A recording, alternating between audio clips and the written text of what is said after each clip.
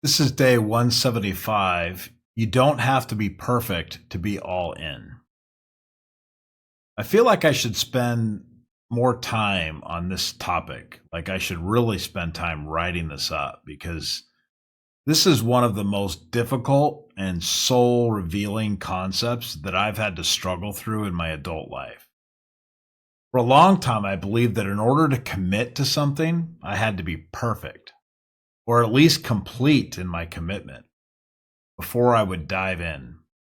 This mindset is applied to almost every area of my life, from eating to exercise to my career to my religion. It just doesn't matter. All my activities have been subject to this issue. If I wasn't perfect, I just wouldn't start. And if I didn't remain perfect, then I would quit. Some call this perfectionism, but I think it's much more complicated than that. People who struggle with this tend to have a strong sense of how the world should be. They can see the ideal. That's actually an admirable trait, one that is often sought after in leadership. The ability to see the forest for the trees, to know where we're headed even when things are dark and confusing. But the downside to this is paralysis. Instead of just doing, we sit and stew on what's missing. We delay, we analyze, and we often never take the first step. Practical, roll up your sleeves kind of people often don't understand this way of thinking. And to be fair, it can be very frustrating. But ironically, when things fall apart and the road forward becomes unclear, even the most pragmatic people look to these visionary types for direction.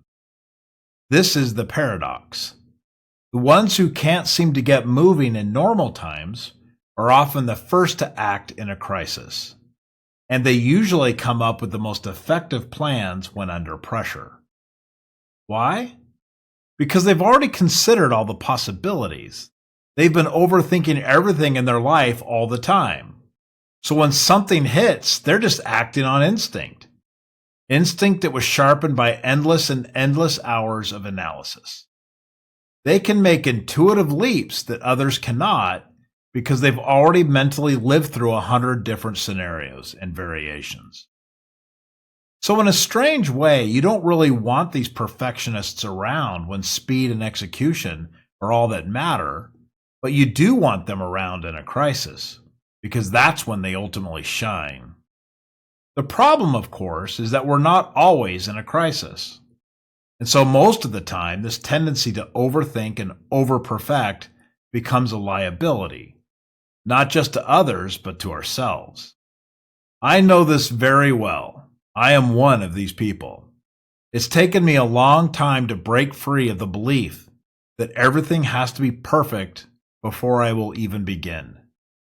I had to teach myself to jump in and try over and over again with repeating consistency in order to overcome my deeply ingrained impulse to wait until everything is just right. For most of my life, I had this intense desire to get everything in order before I would execute.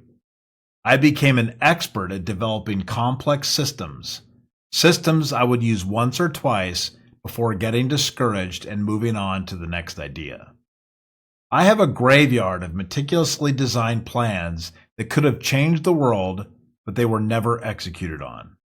I spent all of my time and energy building the perfect system, and none of it actually doing the work. Fixing this took years, and I'm still a work in progress. But I've learned this. Consistency applied to an imperfect system will always outperform a perfect system that never launches. It's the SpaceX versus NASA story. Do you over-engineer every last detail, or do you launch and iterate? SpaceX isn't exactly reckless, but the comparison is valid. You can overthink your way into stagnation, or you can get moving and figure things out as you go. The right way to pursue perfection is not before you start, but after a lifetime of dedication and purpose. The more I grow, the more I realize that the best solutions, the most profound breakthroughs, aren't built in advance. They're discovered accidentally while walking the long, faithful path of consistency and focus. So if you're waiting to be perfect before you start, stop waiting. Dive in, make a mess, fall short, and keep on going. The goal isn't to be flawless, it's to be faithful. Faithful to the work, faithful to the process. That's the only way anything worth doing will ever really get done.